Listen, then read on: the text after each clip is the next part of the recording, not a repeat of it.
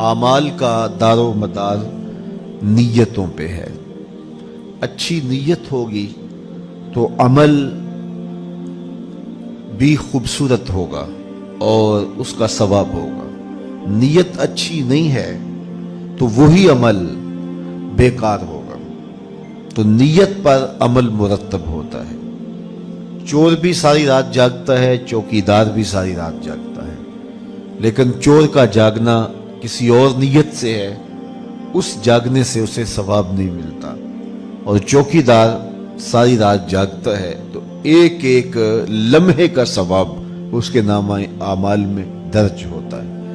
اب دونوں نے بیداری میں رات کاٹی، لیکن نیت کے فرق سے سزا اور جزا مرتب ہوئی۔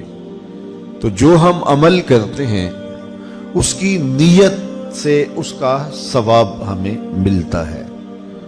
آپ میرے لیے کوئی کام کریں اور آپ کی نیت کچھ بھی ہو، میں تو آپ کے عمل کو دیکھوں گا، تو اس کا جو بھی صلہ یا حق بنتا ہے آپ کو دوں گا۔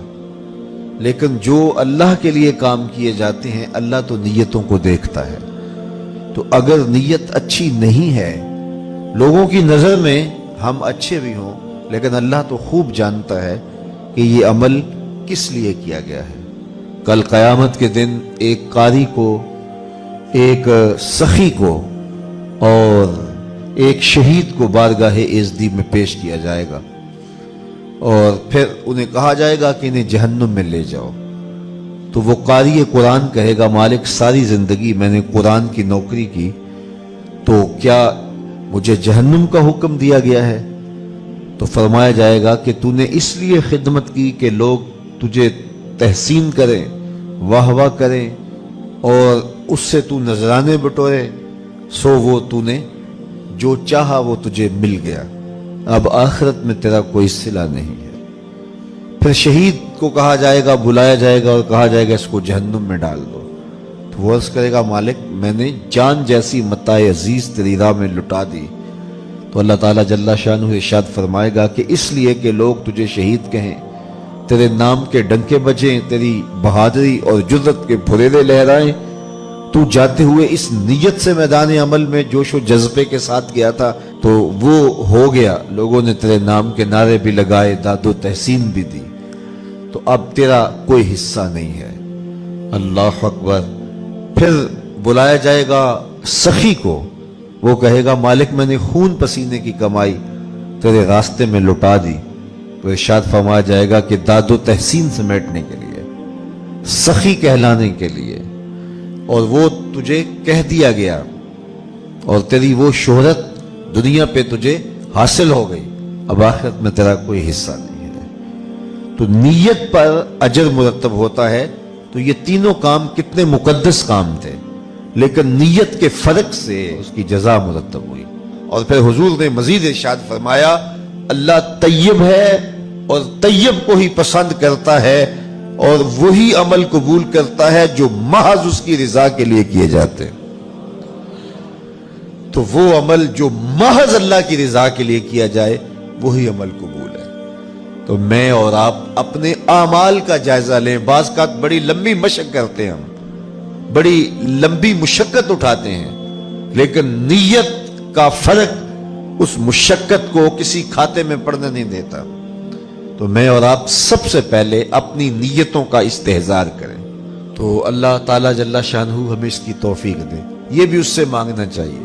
تو جب خلوص اور للہیت عمل میں داخل ہوگی تو پھر وہ عمل ہوگا، وہ تھوڑا بھی ہوگا تو کافی ہوگا، لیکن جب نیتوں کا حسن نہیں ہے تو پھر بہت سارا عمل بھی ناکافی ہے۔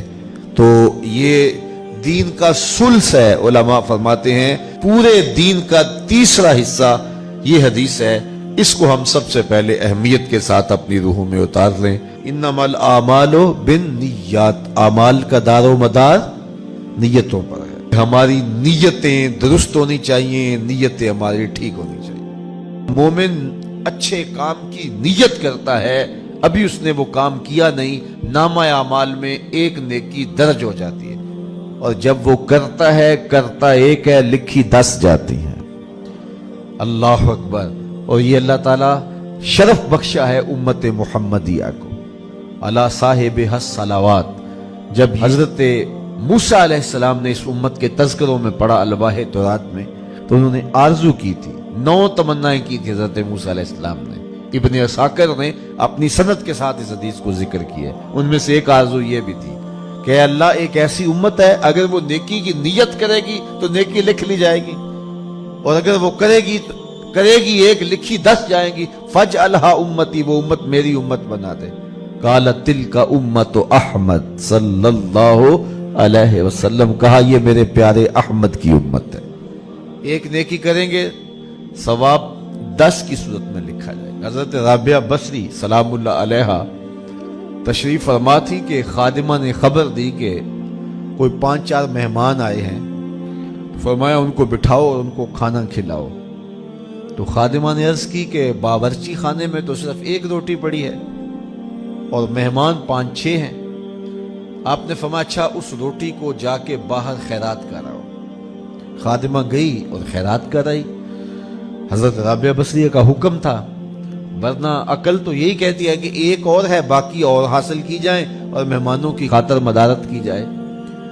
तो वो 1 रोटी भी खैरात कराई। थोड़ी देर के बाद दरवाजे पे दस्तक हुई। पूछा मन अलल बाब, दरवाजे पे कौन है? कहा मैं गुलाम हूँ और हमारे आका ने आपकी तरफ खाना भेजा है।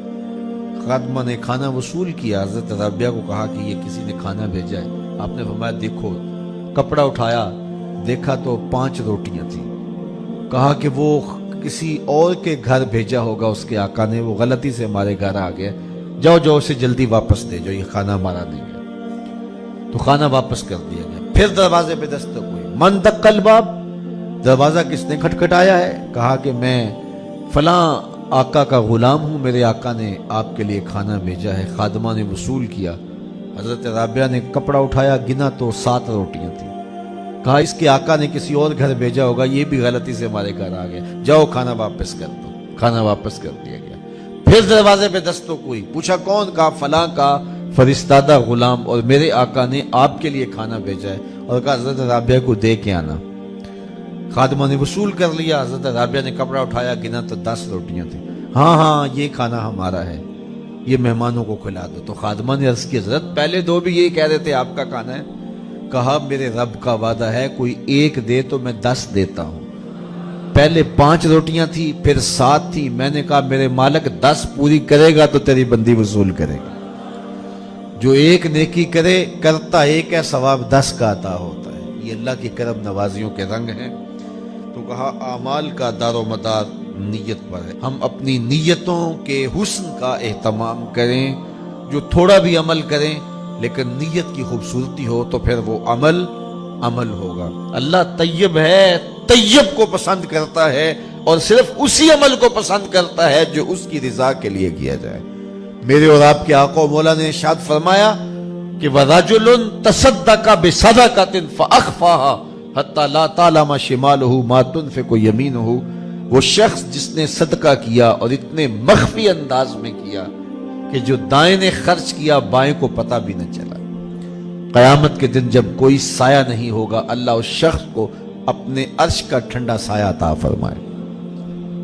माह सियाम में ईद के मौके पे आप काम करें, गुरबा की मदद करें, लेकिन अगर आप खुलूस नीयत के साथ नहीं कर सकते तो किसी की गुर्बत का मजाक भी न उड़ाएं। इस तरह किसी की तजलील न करें। आप एक खानदान अपने जुम्मे ले लें। अगर ये एहतमाम हो सकता है कि उसको भी ना पता चले कि ये मेरे घर में ये एहतमाम कहाँ से हुआ, अगर ऐसा भी हो जाए तो बहुत अच्छा है। लेकिन अगर ये नहीं हो सकता तो कम से कम उसका और तुम्हारा राज होना चाहिए और दरमियान में जानने वाली एक ही जात हो और वो रब की जात हो। तो फिर देखना उससे कल्ब को सुकून और रूह को राहत और उसका अजर कितना नसीब होता है। लेकिन आज हमारे अमल रियाकारी से मुलव्वस हो गए हैं।